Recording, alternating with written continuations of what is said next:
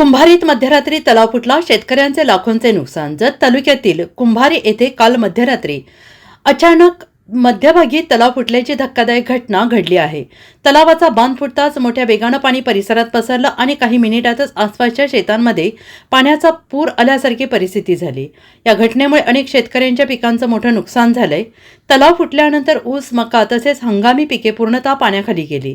जमिनीची सुपीकता कमी होण्याची भीती व्यक्त केली जाते आहे। याशिवाय तलावाच्या बांधाची माती विहिरीमध्ये जाऊन साचल्यामुळे अनेक विहिरींचं नुकसान झालं आहे।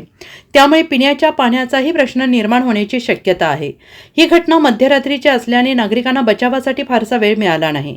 तरीही सुदैवाने या दुर्घटनेत कोणतीही जीवितहानी झाली नाही। मात्र शेतकऱ्यांचे आर्थिक नुकसान मोठ्या प्रमाणावर झाले असून लाखोंचा फटका बसल्याचा प्राथमिक अंदाज आहे। Bureau report, SBN Marathi, Sangli.